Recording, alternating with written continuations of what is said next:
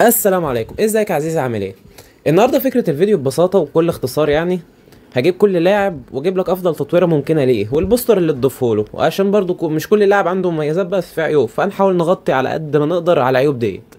فعشان برضو ما نتكلمش ونهري في الفاضي، يلا بينا على طول. والبدايه معانا ماركينيوس. هنديله بوستر الشات داون عشان السرعه اهو، وتديله الماكس ليفل. دلوقتي زي ما احنا ملاحظين واحنا متفقين ان السرعه عامل مهم جدا في التحديث، فاحنا عاوزين نحسن الحوار دوت. هو ميزته برضو انه عامله زي كانافارو في النقطه ديت، يعني شوف بيقل نقطه في الدفاع بيزيد 4، فاحنا هنقلله 3 نقط وهنزودهم كلهم في السرعه. بقت سرعته مقبوله، وكمان لو معاك بوستر يزود في السرعه هيبقى احسن كمان. اي نعم الريتنج جوه اللعبه هيقل، بس اهم حاجه يكون الاداء. يعني انا مثلا انت جبته خلاص واتدبست فيه، هو مش وحش، انا مش بقول كده عشان هو وحش. هو مدافع جامد وارقامه بتتكلم اهو. فانت لما هتعمل التطويره ديت ان شاء الله هيبقى اجمد معاك في ارض الملعب. ويلا بينا على اللاعب اللي بعده.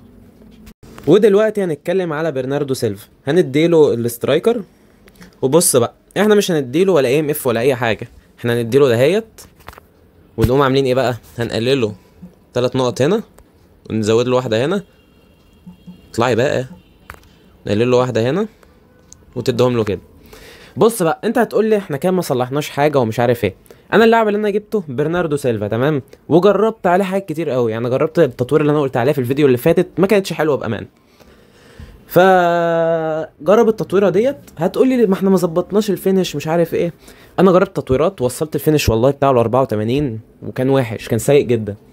وكان بيبقى بطيء في التطويرات ديت. انا بقى شفت ان ديت افضل تطويره في الفينش. ما تسالنيش ازاي، هو في ارض الملعب بشوط من بعيد بيجيبها، والله ما اعرف ازاي. عندي مثلا بيليه بشوط من البعد بتاعه بيضيعها. فانت جرب التطويره ديت وادعي لي. يلا بينا على اللعب اللي بعده. ودلوقتي هنتكلم على جوردان هندرسون. انا قلت لك عنده عيبين، الطول والفيزيكال. فالبوستر اللي هنديهوله الفيزيكال، مش محتاجه يعني. مش محتاجة حاجة يعني. نديله الماكس ليفل. وبص، هو ميزته اصلا الدفاعين حلو، بس انا هشيل النقطتين من هنا وادهم له في الفيزيكال، بحيث ان احنا نظبط الدنيا شويه والجامب. بص بقى يا سيدي، انا ليه بقول لك الفيزيكال؟ يعني احنا معانا كانتي ارقامه الدفاعيه جباره، بس اي حد بيديله بوكس ينيمه، لان فيزيكال 70 او 74.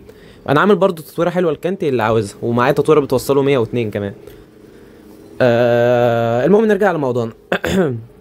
انا خليت صاحبي يجرب التطويره ديت ضدي، كان سفاح يا جدعان والله. يعني كنت بديله بوكس ما بيقعش، بيكمل عادي، فاهم؟ بس جرب التطويره ديت ونخش على اللعب اللي بعده. بص بقى يا سيد، روبرتسون دوت بجد انا جبته في اكونت التاني دوت، نجم الباكج يعني، واو بجد، تكامل في كل حاجه. هتديله يا بوستر كروسنج يا بوستر شات داون، بس انا مع الشات داون بامانه. شوتنج ايه؟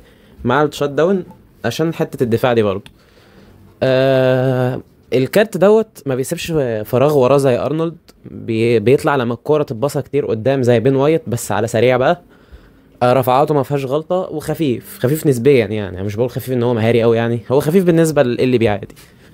ولكن عنده عيب قاتل بقى، يعني ده انا لاحظته.